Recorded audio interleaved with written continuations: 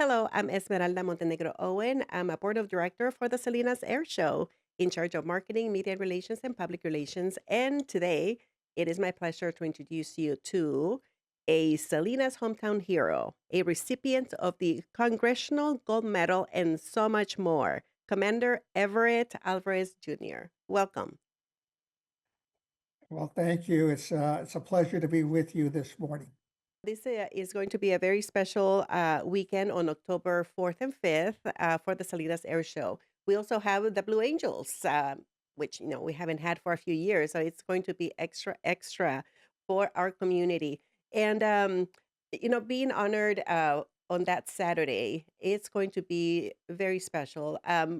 How do you feel about being the featured guest on Saturday of October 4th here at the Salinas Air Show? It's a real honor to be, have a day in my name or honoring me on that day, and especially when they have the Blue Angels. I've been watching them for oh gosh, uh, 60 years.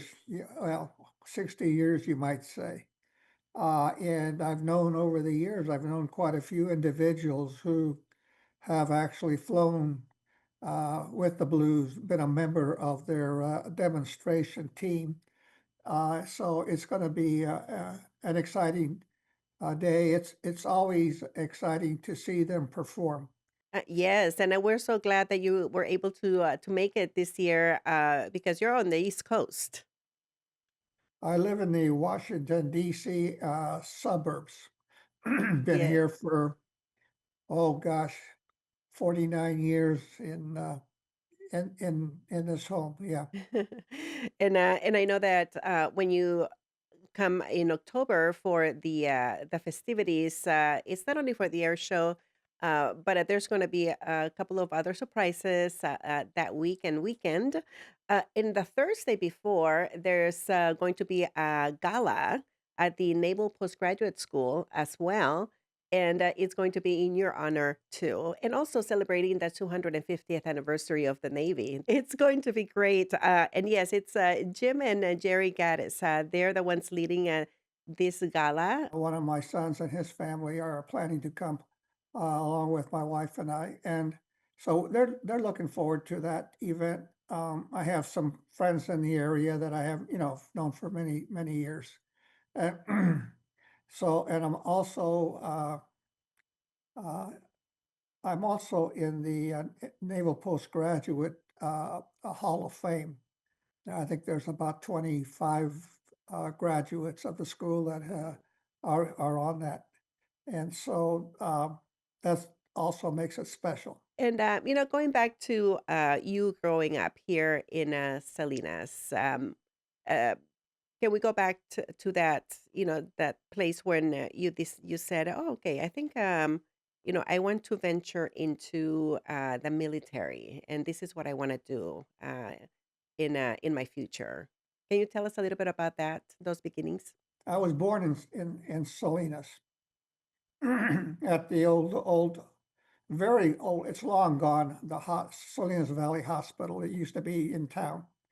Uh, and we lived out there in the Alisal. And in those days, it was not part of the city. It was a unincorporated Mm. area across the tracks out Alisal.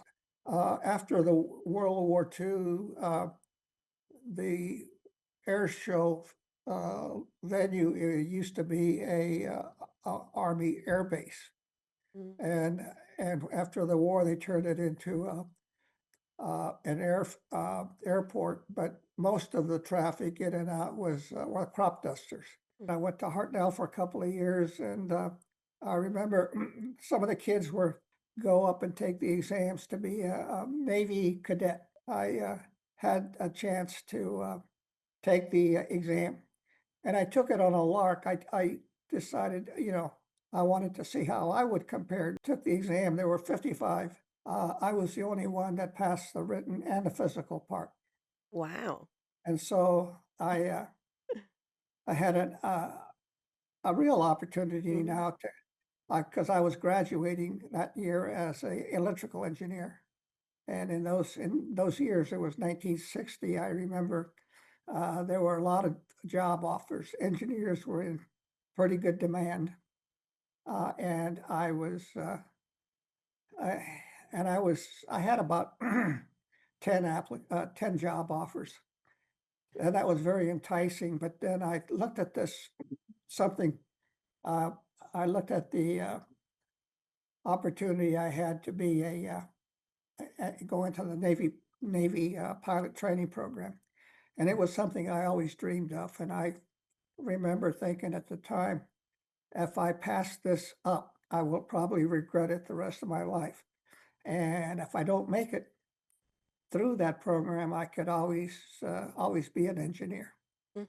And so I went into the program and, I went through the, flight training program, and I was, when I finished that, I was assigned to a squadron on the West Coast, and we would make our deployments on the at that time, it was a brand new carrier.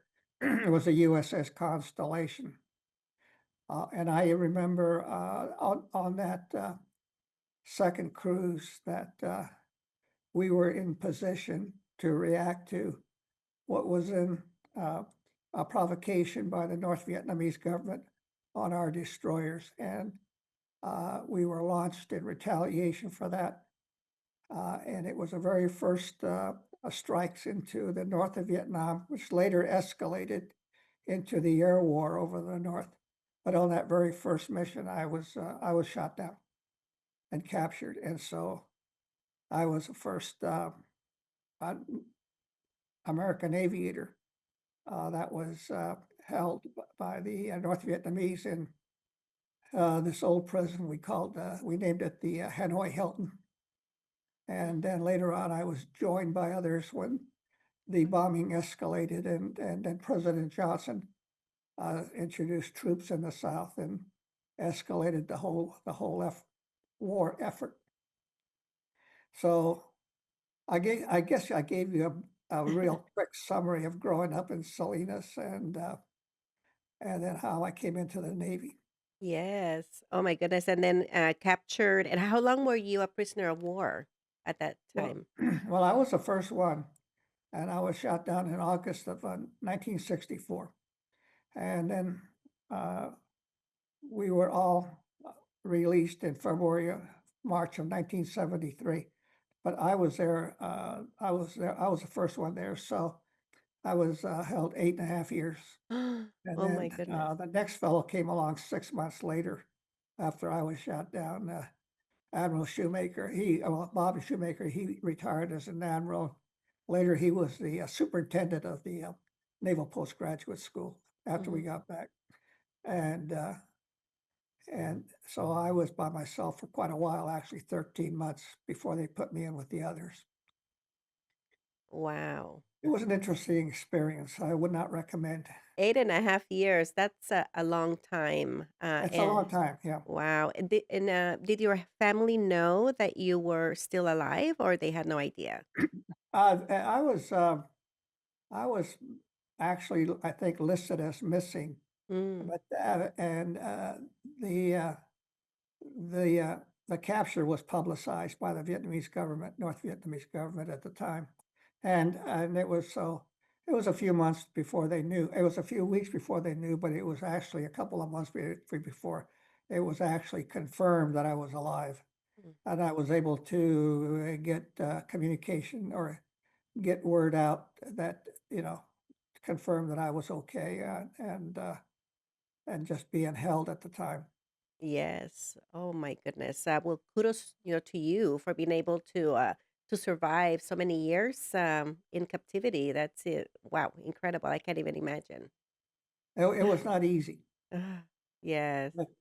but we stuck together and we did it. Yeah, we came home at the end. And of course, coming home was a big event for us uh, when we were released. one of the first things that happened back in the States here. I came back and I was at the hospital in Oakland, California at the time. It was a naval air, excuse me. Oakland had a naval hospital. It's long since closed. And I think that it was about a few weeks later that I got an opportunity to meet the governor of California at the time. He hosted us at a reception.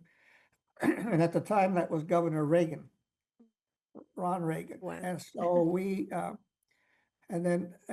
I found myself invited to some of the governor's activities and in both Sacramento, San Francisco, and Los Angeles. And then I continued to serve the Navy. I stayed in until I had 20 years of service. And right after I retired, I was stationed here in Washington, D.C. when I retired, 1980, and uh, Governor Reagan was elected president that fall. And following his election, I was invited to join his administration, and I had a couple of, I think, interesting jobs. I was the first one. I was a deputy of the Peace Corps for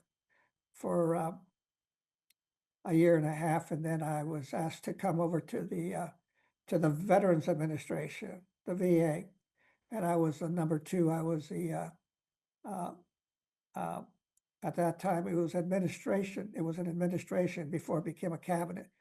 So the number two position was a deputy administrator. Today it would be the undersecretary. Had all these interesting positions and done so much great work in the community and in the country. So that's incredible to hear. And I know that you're also an author, and we can learn so much more in much more detail.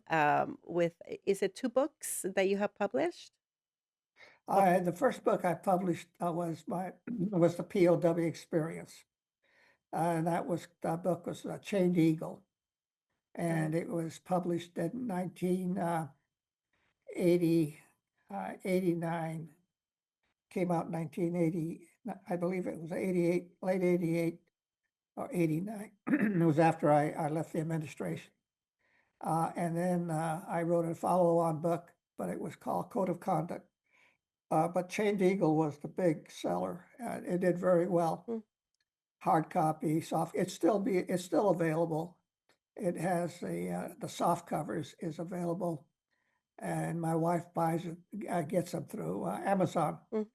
We are going to have that information on screen, so the viewers can go and check out your books, and I'm looking forward to reading them as well. It sounds like a great learning how you were doing and how you managed to, especially for 8.5 years, survive being in captivity. I think that that is really interesting. And then coming out of that and doing all the other great things that you did after.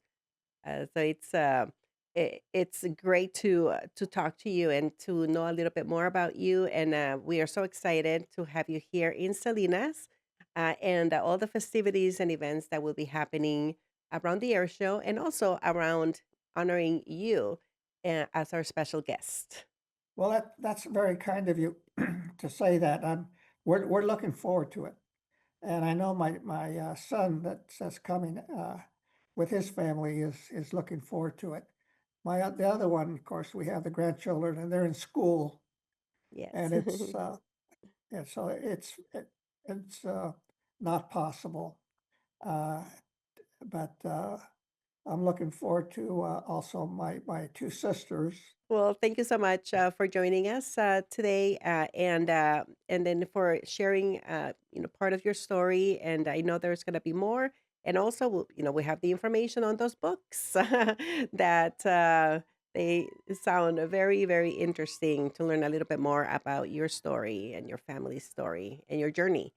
So thank you. I look forward to meeting you in person at the gala, or maybe even before that. Mhm. And for those who are watching this video, get your tickets because the Salinas Air Show is coming. It's coming very soon. So go to salinasairshow.com and get your tickets today.